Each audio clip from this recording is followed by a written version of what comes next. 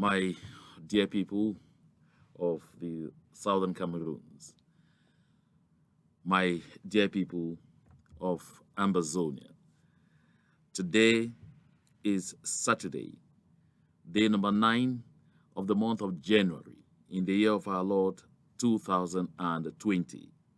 Today, my dear people, I'd like us to pay attention to three very important issues regarding the struggle of the people of the southern Cameroons to secure freedom, which is our inalienable right.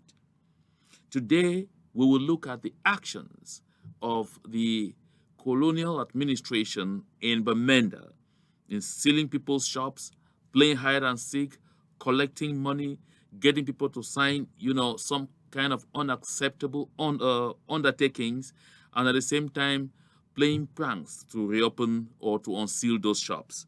That's number one. And number two, we will look at how the U.S. Senate resolution on the situation in the southern Cameroons has continued to reverberate across the world, and the reverberations continue, to be heard. And then we will come out of that, my dear people of the southern Cameroons, by talking a bit about what is brewing in La République du Cameroon regarding the continuous disappearance of Mr. Paul Biya from the public scene.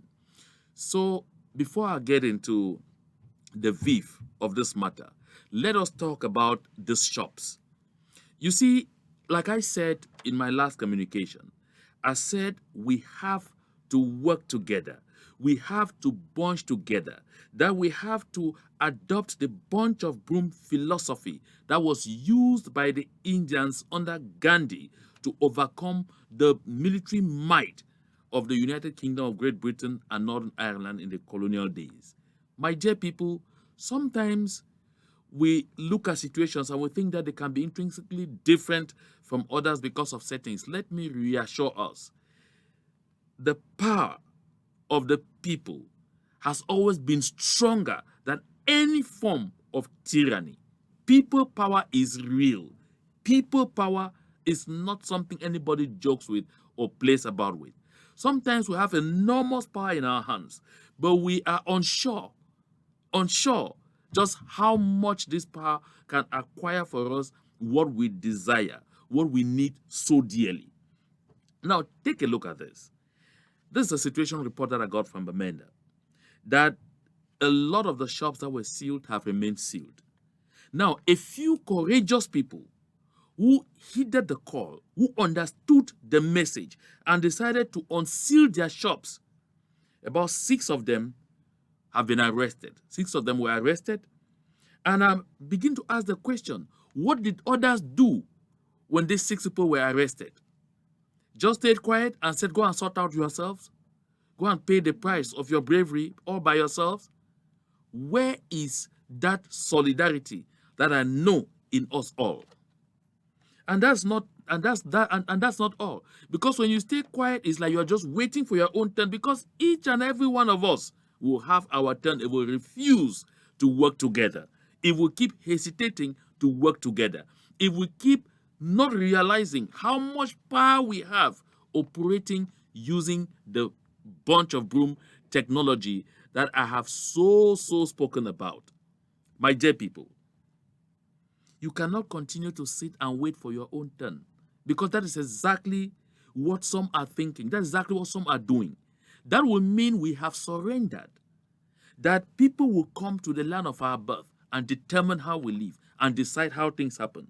But now there is an irony in all of this. I want to heave a laugh. The irony in all of this is that most of the owners of those shops who sheepishly went and paid some money to the colonial administration against receipts and signed undertakings, my dear brothers and sisters, those shops have remained sealed. The people have refused to open those shops and said they will open them at the appointed time. And do you know what that appointed time is? That appointed time is Monday. This is exactly, it is not rocket science to understand how people with badly skewed minds operate. Who is paying for all this time that is being lost? After you go and you pay the fines that they say you should pay for no crime committed for exercising your right. I mean, your right to peaceful protest. And what form of peaceful protest? By just staying home. Let me repeat this. You own these shops. You open these shops with your money of your own volition. You are your boss. You determine when you want to open this shop and when you don't want to open it. The administration has no business in all of this. And therefore, when you allow them now to start telling you to sign an undertaking, to say you will never close your shop without authorization from the administration, this is heretical. You are selling your birthright. You should stop this forthwith. I know some doubting Thomases will be wondering whether I know exactly what I'm talking about when I talk of undertaking. Take a look at my screen. Just take a look at what is on my screen here. Read it. I'll leave it there for a short while. Then you read it. And you understand what this whole thing is. It's simply implicating, you are simply selling your birthright. You are simply inviting the administration now, perhaps, to become a partner to your business without making any contribution and all whatnot, to become a decision maker in your business when you are the sole proprietor, when you have no business with this administration, meddling into the way you run your businesses. This is condemnable. This is unacceptable. And we all have to stop this and stop it forthwith, my dear people. Now look at this. When you go and sign such an undertaking, you implicate yourself because you now give them power over you. You give them justification to arrest you tomorrow because they will say you have now violated the terms of your own undertaking of something you signed. Why should you do this? Okay, let me give you the news now. Because I spoke to a lot of people in the administration, in the military in Bamenda. And a top military official told me one thing, and I got it corroborated by a civil administrator at the governor's office. And what did they say? That the plan is that those shops which were sealed and the people went over and paid money, call it fines, and then signed undertakings, that those shops will only be unsealed on Monday. Listen carefully. The shops will only be unsealed on Monday. What does this mean? This means they will come to your business premises on Monday. They are assured, they are convinced you will not be there. They will unseal it, go and turn around, and after a few hours, come back and seal it again on the same grounds that you were not there.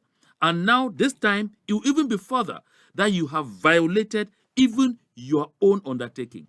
My dear people, like I have said, fright is what makes people cause more problems for themselves than remaining courageous and strong. Listen, the devil listens, hears well, digests and understands only strong language, nothing more than that. Assert your right, and they will know that you know you're right. I've heard that there are some business people, like there is Kiferu that is still locked. There are most of the filling stations like Total, Mobile, and all other in Quen that are still sealed. There is Foku that is still sealed. You know why Congelcam is open? Congelcam is open because Mr. Lele Adolphe Lafrique, the Ben Chofo, and some CPDM bigwigs are shareholders in that business. And because the man of Congelcam himself is a CPDM bigwig, it just required a phone call and they unsealed Congelcam. My dear brothers and sisters, these are all characteristics of a colonial administration. We cannot let this continue to happen to us. We can't let this. It cannot happen to us. So I want us to, understand that what, therefore, you land yourself in when you go paying money, signing undertakings for illegal actions meted on your businesses, for a violation on your personal rights. And then, when at the same time they will not even honor their own side of the engagement, that is immediately unsealing your shop, you fall in what is called double jeopardy. That's exactly what it is, double jeopardy. We have to be careful. We really have to be careful big time. Don't fall into this kind of traps. We are people who know our rights. I understand some people have decided to take it to the courts. And if the law courts in that country were to operate like normal law courts, these administrators will come under serious condemnation for abuse of office. The only people who inspect businesses or not are price control units, coming perhaps to check to see if goods where prices have been regulated by the system that the sales prices are being violated, or taxation that can come to do some checks to ensure whether this business is in order with the taxation administration, or the customs, who can stop by to see if all of the goods that are being sold in these shops, actually benefited from customs clearance. What does the civil administration have to do with your personal business? There is no role for them anywhere in this. And so you must be very clear about this. Now, the next thing. This same administration is daring civil servants everywhere. Bamenda, Bengui, Kumbo, Mamfe, and I'm sure it's the same thing over in Kumba, Boya, Limbe, Mbonge, Bangem, Tombel, and all of those places, to make sure they report to their offices on Monday, or their salaries will be suspended. Oh yes, I've heard that they say specifically they must be in their offices on Monday or their salaries will be suspended. Let me take us to what happened in Bengui the other day. It is still fresh in our minds.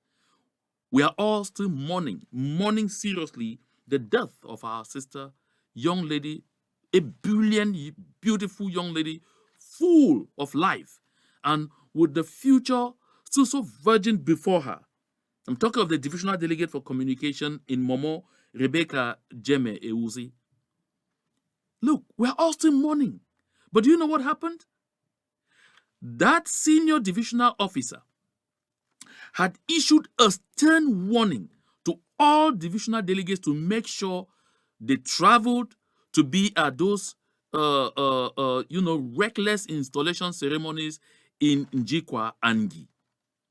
But a lot of those divisional delegates vanquished fear and told the SDO between those salaries and their lives, they preferred their lives. At the end of the day, they are alive. Our poor sister Ewuzi definitely went to protect her salary. Will she still be having it? Really unfortunate. Because this administration is trying to use the lives of civil servants, to use government workers, to use council workers as human shields, rather than address the problem that is before them. The international community has made it clear that the only way to resolve this issue is to meet on the negotiation table in the presence of a third party, of a credible mediator, so that the root causes of this conflict could be examined. Yet they will not. They will not adhere to this. They will not take this word. They want to use shortcuts. And the only way to use these shortcuts is endangering the lives of people. Let me say this and put it very clear. Refuse to be used as human shields. Refuse. I say refuse to be used as human shields. Because when you are caught in the crossfire, nobody is there with you. You want to know? The protocol officer of the SDO for Momo is lying in the hospital in Bamenda because he was part of that incident where we lost Ms. Ewuzi Beki Jeme. He was so lucky to have survived, but his arm is completely shattered, broken. He's at the hospital now all by himself, taking care of himself. He's been abandoned to himself. That is exactly what they do when they push us, lure us into using our lives as shields to justify the unjustifiable, to lay claims to the fact that normalcy has returned. At the end of the day, you are on your own. That is how Ms. Ewuzi's child will be on her own. That is how the husband has now been rendered a widower, just like that, overnight. We have to be careful. Let me say this and make it very clear. Fear is a mirage. I say fear is a mirage. And you ask me, what is a mirage? A mirage is like, just recall, this is a concept in physics, that in the afternoon, you are moving on tar road, and then very far ahead of you, you see as if there's a pool of water on the road. And you keep moving, you are chasing this pool of water, but each time you come close, you see it, go further and all of those things. There's no water on the road. It's just a mirage. It's a reflection. Fear is a mirage. Too often, we are afraid of something that even does not exist. Once you conquer fear, you overcome it. I know all of us remember the colonial days when Dr. Eugene Zingraf is reported to have, used his lenses, his glasses in the grass field and placed them there and told people, as you're walking, don't shake. If you shake, my eyes are here seeing you. And the people actually did believe that, he could see them. And they were afraid. And they toed the line. That is what fear is. But if they were courageous enough to say, no, come on, let me see if you realize that it is nothing. Absolutely nothing. That's why you take a donkey and tie it to a tree. And at one point, just untie it lightly and leave the rope there. It wouldn't even notice that it is free. It is fear. Because you keep considering that, yes, if I move, they would. No.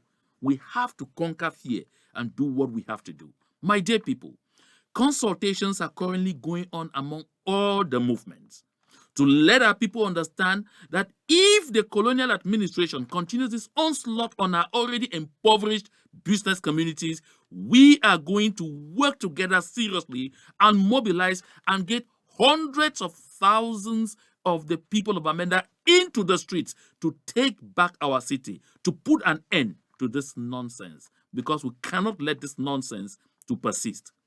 And when they do this, they move to the next stage. Oh, yes. Because they are aware that the only way they conquer us is when they divide us. Each time something happens, they try to spin it to see if they can use it in deepening the divide that already exists between us. Is anyone surprised that Moja Moja has resurfaced and is trying now to say he's eating back his words? Is anyone surprised? No. Because they noticed that when Moja Moja cowed in and went back to his shelves, they lose because the division they have used for over 5 decades to keep us subjugated is broken. We have broken the yokes of division between all the peoples of the southern Cameroons. They only survive when they achieve that. That is why you notice that recently again they have come out with cartoons, put faces of people, including even my face, saying, look at these people. And then we appear to be saying we have fought the Swiss initiative, we have fought this one, we have validated the Grand National Dialogue, the illusion that they call the dialogue, including me. We have done this, and where are the millions? Oh my goodness. Expect this to be multiplied, because when they see 2021 really, escaping them, they thought by now they would have forced us to, to give up our thoughts of freedom. But when they see us come into 2021 more determined than ever before to stay the course of our freedom, they see our resilience, our level of resilience growing. My dear people, they are frustrated and they are angry. And they will do everything possible now to try to intensify that division. I'm sure all of us remember a recording that we heard of a young girl claiming that she was a Bakwarian, and she was delivering that recording on behalf of the youths of what they call the Southwest. And she was asking the Graffiti people of the Northwest to leave their land, that they don't want any association. But when you listened, you noticed that she couldn't conceal the accent. That was a citizen of La République du Cameroon talking. And they have moved to the next spin. With the unfortunate incident with our sister, Ewuzi Jeme, we are still mourning. Tears are still running down our cheeks. They have decided again to use it as a spin. We all saw on the cover page of the Guardian Post where someone is shouting there and even claiming to be a UN peace worker and saying all Bakwarians or whatever should all leave the grass field because they're being targeted. How ridiculous. And it didn't end there. Someone actually took the time to couch this. And then he gave his name as Lucas Ikata Nyamawanga. Let me read this. And it's important because I'll tell you something about it. And the title is On the Call for Bakwarians to Quit the Northwest Region of Cameroon. This call is apt. That's what it says. I'm reading. He says, this call is apt. The ethnic dimension and purposeful targeting of natives of Fako division in and out of the Northwest region has been clearly documented. The sheer lack of empathy and sympathy from civil society when Bakwerians are killed by armed rebellious non-state actors is clearly documented. The desecration of Fako land and its sociocultural institutions is well documented. The targeted destruction of the CDC by its own employees, threatening colleagues and wielding machetes, is well documented or is well established. More importantly, the so-called Anglophone problem has been unearthed as this guy's attempts to continue the colonization of the Southwest region in general and Bakweri ancestral lands in Fako in particular. While the ragtag rascally secession war fails all logic of a political conflict, the passage of time shows it befits the mercantilist agenda for primitive resource accumulation, thievery, and debauchery of landed assets by persons of Tikari descent, whose greed for Lebensraum has had historic traction. It is therefore clear that in the face of this fraud called an Anglophone problem, Southwesterners and Bakwerians must quit and relocate on safe zones where talks are feted, nurtured, and celebrated for their genetically inherited barbarism. And the man says his name is Lucas Ikata Nyamawanga. I am challenging this so-called Lucas Ikata Nyamawanga. If you exist, surface, appear on video recording like John Baakuro is talking like this, and make your voice heard. I mean it. If you exist, surface, come out. Because I have it now on very good authority from the same regime barons in Yaoundé that this piece was written by a citizen of La République du Cameroon. And this name just attached to it to seem to be coming from a Bakwerian. If you are doubting me, ask this fellow to come out. I challenge him, come out like this, do this recording, read this, your recording on video camera and own it. Let us know that you are the one. Let us know that you exist. These tactics have failed over time. I don't know why they don't recognize this, that we know the color when we see it. Look at here.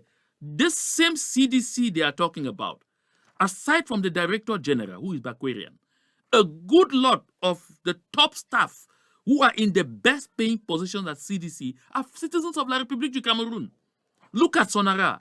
98% of those working in Sonara are from La République du Cameroon. 99% of those in top positions are citizens from La République du Cameroon. Who are those who own about all the land in Fako? They're citizens from La République du Cameroon. From administrator to administrator, who are all from Beti origin, named there all the time with the sole purpose of playing all the kind of games that they play on land in all of those areas. They're from La République du Cameroon. But what do? They want to push these crimes, to push all of these acts onto the people of the grassfield in order to use that as a wedge. Shame unto you. We have overcome this. We have understood this. We will no longer fall to it. It's a pity. Whether you like it or not, Southern Cameroons is real.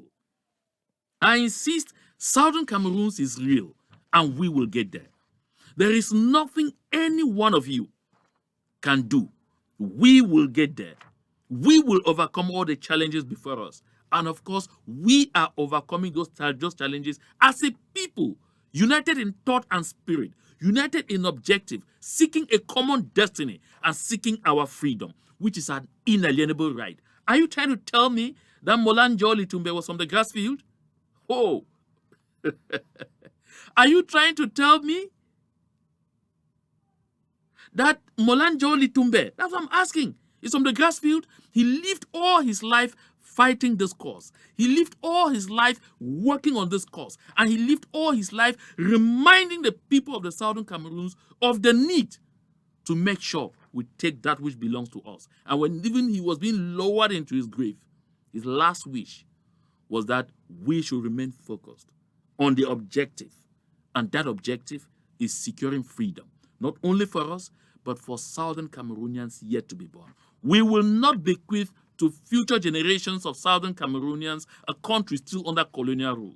We will not bequeath to future generations of Southern Cameroonians the status of slaves. We won't do that. My dear people, let me move now to one other very important aspect of this communication, like I said. Remember the last time when I talked about Resolution 684, some people were like, hey, is he not like trying to blow these things out of context? But I watched on Equinox the analysis of this, and I heard Edmond Kambia talk about this very clearly. I heard Celestin Bijigi talk about it very neatly, and they even went further than I did. And I've watched a couple of channels on YouTube run by citizens from La République du Cameroun take time to analyze this resolution. It is not as light as people think. And I have seen the senators themselves who initiated this resolution express joy on Twitter that the rest of the world is understanding that it is time to move from speeches and resolutions to action. Like I said, it is reverberating. That's why Lord Alton of Liverpool in the United Kingdom of Great Britain and Northern Ireland, who has generally raised the Southern Cameroon's question in the British Parliament, said this on commenting on this resolution. He said, "This now puts additional pressure on the British government as the former colonial power in the Southern Cameroons. The UK must apply targeted smart sanctions against armed individuals implicated in human rights abuses in the devastating conflicts. It is no longer possible for Britain to maintain a detached positions while millions of Africans who cherish their English legal and school systems and the English language are asking for our moral support. The UK must exercise its diplomatic influence to press the regime of President Biya to attend mediated peace talks." Here we go. That's not all. There are so many other reactions. I just took this few. And then, generally, talking about Southern Cameroons in particular, some of those things, we have scarcely heard a lot from Dr. Chris Fomunyo. He's spoken a lot extensively about the democratic situations, institutions, and all whatnot in the Cameroons. But in an article published by Rebecca Tinsley, this is what Dr. Chris Fomunyo says. "Friends of Cameroon and of humanity can no longer be indifferent to ongoing mayhem and utter destruction. The government of Cameroon and the armed groups have to understand what the world is saying, as captured by the US Senate Resolution 684. There is no military solution to this conflict. What is needed is a mediated, negotiated solution that addresses the root causes of blatant Anglophone marginalization and alienation in Cameroon." And then there is this French MP, Celestin Nadeau. On Twitter, Mr. Nadeau simply tweeted the portion in this resolution condemning France as a country, which, despite its overwhelming economic influence in Cameroon, has refused to take a position. I heard and listened to President Macron condemn and say serious things about what happened at the US Capitol the other day.